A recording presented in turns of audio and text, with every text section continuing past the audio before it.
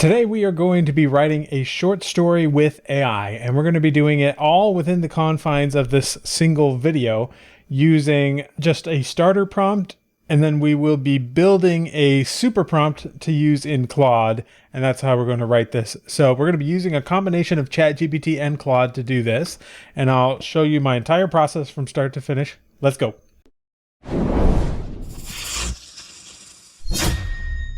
All right, so I have my document here, short story prompts and super prompt. I'm literally starting from nothing. I have zero idea of what the short story should be.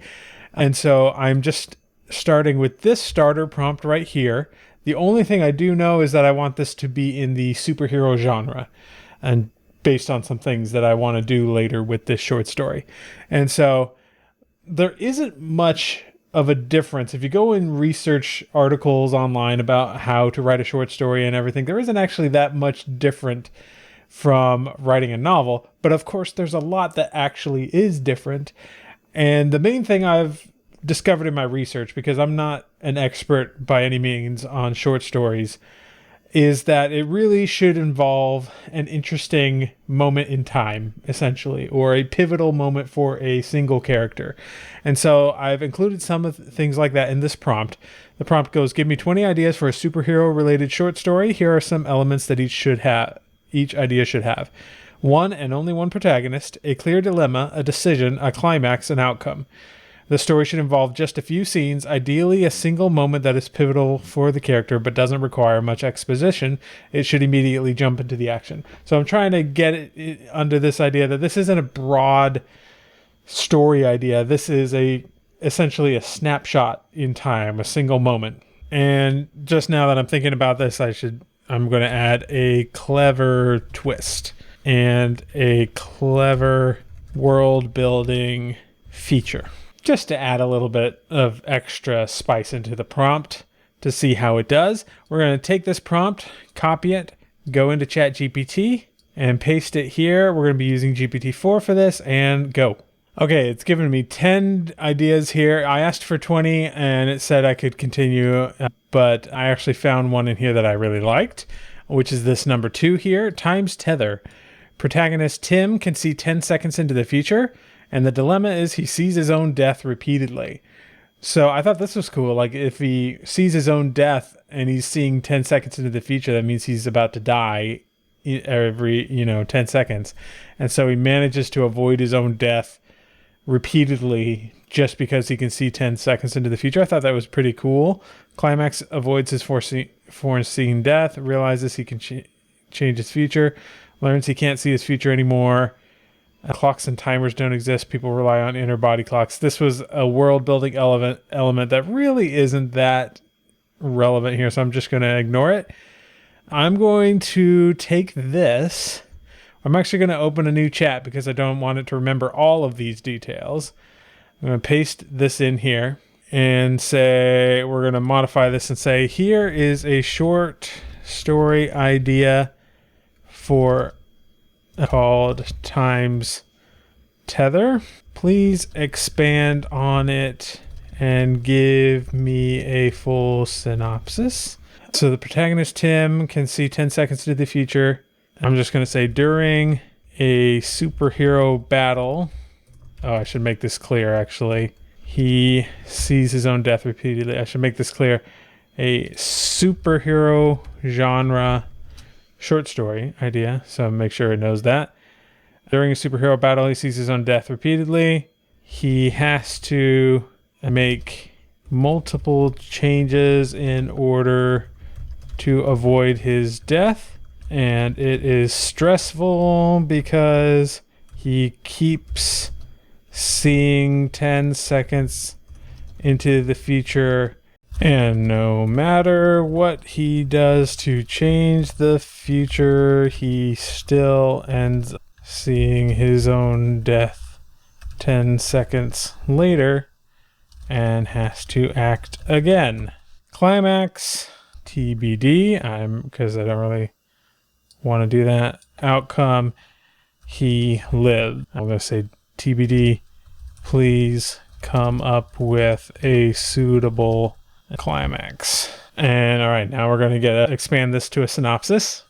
All right, it gave me a pretty decent synopsis here. I really liked the dilemma here, but I didn't really like the climax. It didn't make sense to me, so I'm going to say give me 5 different ideas for the climax.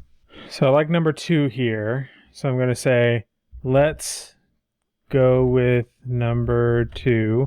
Please rewrite the synopsis with that climax in mind. And then I'm also going to tell it to start closer to the action. So I'm going to say also, since this is a short story, let's start immediately with the action, starting with the section on the dilemma, and go from there. All right, so I've got my synopsis, and I modified it a little bit to be more what I want. And so now we're going to take this synopsis and stick it in here. I'm just going to tell ChatGPT, I'm going to say, here is a synopsis of a short story I want to write. Respond with to acknowledge you have read the synopsis. And it's done that, so now we know it's read the synopsis. And then what we're going to do now is create our outline. And the one I like here for short story, like action-oriented short stories, is the Lester Dent's Pulp Fiction short story formula. And I found this article that went into depth on what it is, and it's basically 4 sets of 1,500 words, so about 6,000 words total. And so I thought I was just going to copy this entire thing exactly as it is and plug it into ChatGPT. I'd like you to create an outline for the short story using the Lester Dent formula below. And just paste that in and let it run. All right, so we've now got the full outline here. I'm going to give it a brief glance over. Okay, this looks pretty good. I'm satisfied with it for now, so I'm going to go ahead and copy this, and now we're going to start building our super prompt. Now, if you haven't heard of the super prompt before, I'd go back and check my video about how to write a book with Claude, because Claude makes super prompts really easy, and so we're going to paste this into the outline here. Whoops. The only thing I'm going to add here is approximately 1,500 words. And I'm just going to add that to each part. Oops. Just for ease of looking at it, I'm going to bold these so I understand which part is which. And then we're going to take the first part here and create some story beats with it. And you'll notice, if you've been around my channel for any length of time, you'll notice that a lot of this is stuff I've covered before. It's very much the same process. The only difference is it's a lot shorter, but it's still that same fractal technique of starting with an idea, building to a synopsis, building that to an outline, building that to story beats, etc. So I'm just going to use a standard story beat generating prompt here. Take the following chapter summary and generate a list of 12 highly detailed action beats with additional story information to fully flesh out the chapter. Make sure to always use proper nouns instead of pronouns. And then I'll come here to part 1 and paste this in. All right, so it has now generated the story beats for each part. I went through and did it for each one. Now I'm not going to do much, if any, modification to these beats. So this is going to be other than a few modifications I made to the initial synopsis, this is going to be a pretty much completely AI generated story. And so I'm going to take these first 12 beats here, copy that, and then take this back to our short story and put it under chapter beats. And I'm going to make sure these are numbered. Okay, so we have our general outline filled in. Let's go ahead and add the style. I have one already pre-prepared here. So third person limited, present point of view of Tim, show don't tell, deep point of view, realistic dialogue, stronger verbs, etc., etc. This is just kind of a standard style prompt. You could get much more advanced than this, but that's just what I'm going to use right now. I am going to be doing this in third person limited present. Actually, no, scratch that. I'm going to do this in first person present point of view of Tim. And then we need to add a sample chapter. I'll get to that in a second because I want to get some of these other things done. The last piece of this puzzle is characters. So let's go ahead and just generate a detailed character profile for Tim. Make sure to include a Myers-Briggs character profile and his Enneagram. And I'll just go with that. I'm not particularly interested in making sure this is perfect, but this will just give us a little bit more information on Tim.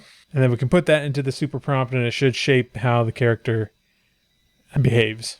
All right, I'm just going to copy this whole thing exactly as it says here. I can just use the copy to the clipboard thing here. We're going to stick it into our super prompt as is.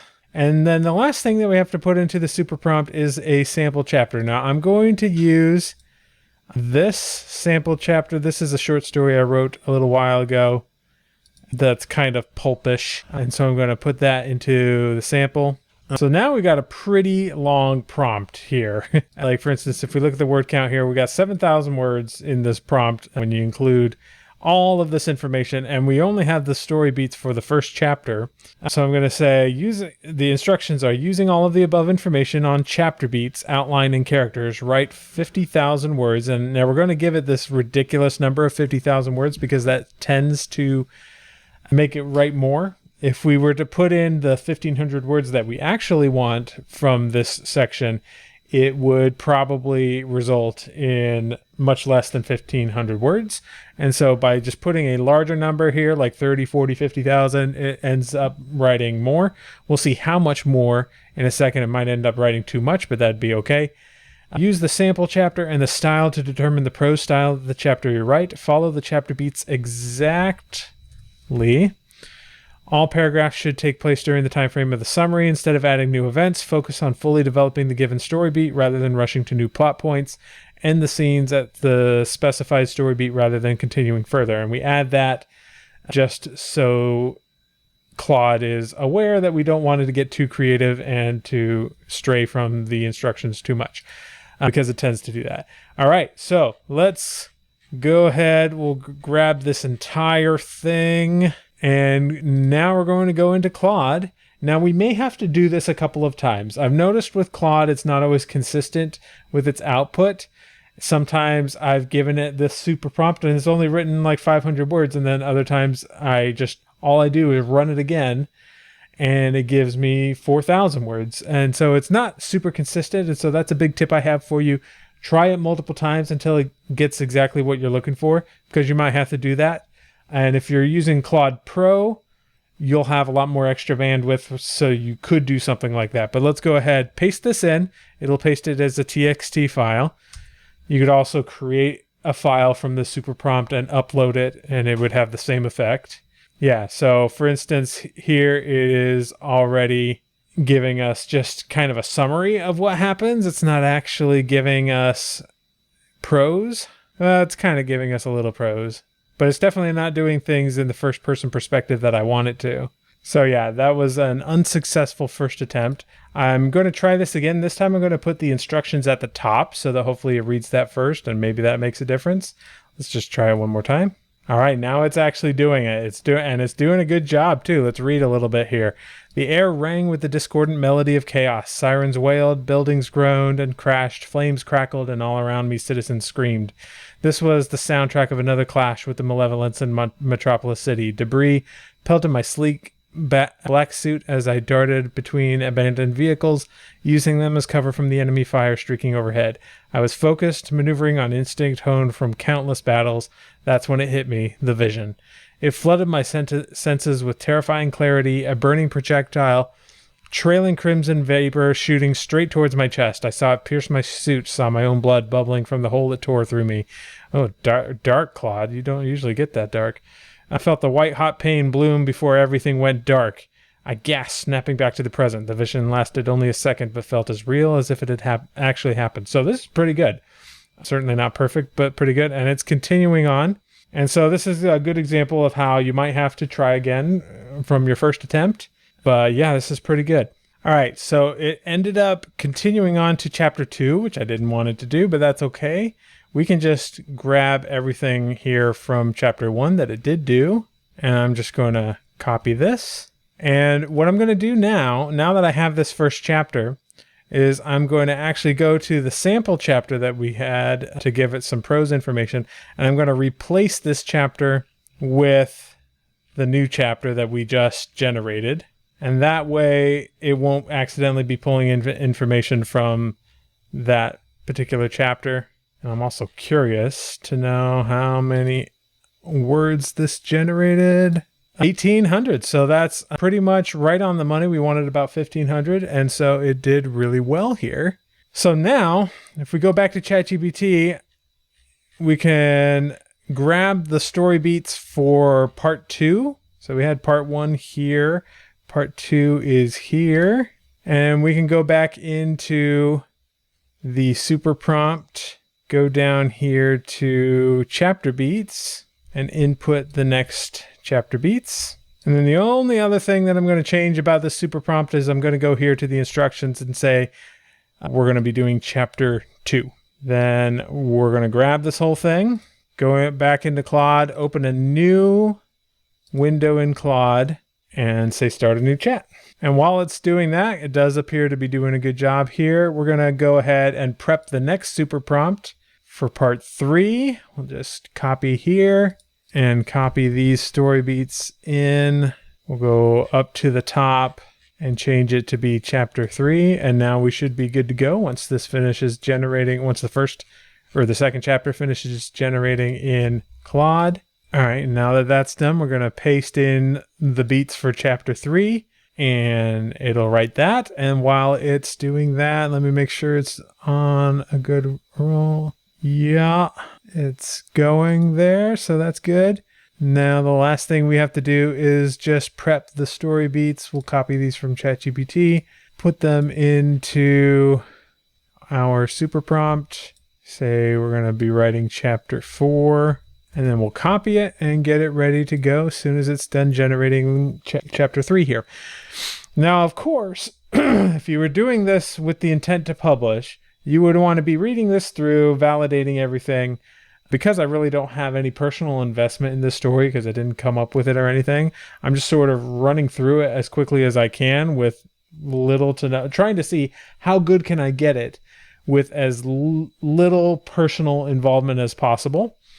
But there is, I will say, just a sort of lack of connection with stories like that. And, you know, I'm not super invested in this story because I had very little of my own creativity to do with it, which is one of the reasons why I feel like AI is not going to take over storytelling for most people, because that connection is important, I think.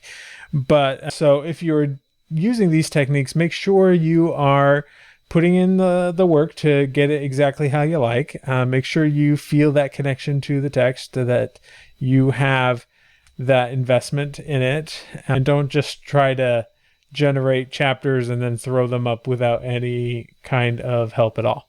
All right, now I can paste in all of the beats for chapter 4, and we're now generating the last chapter here.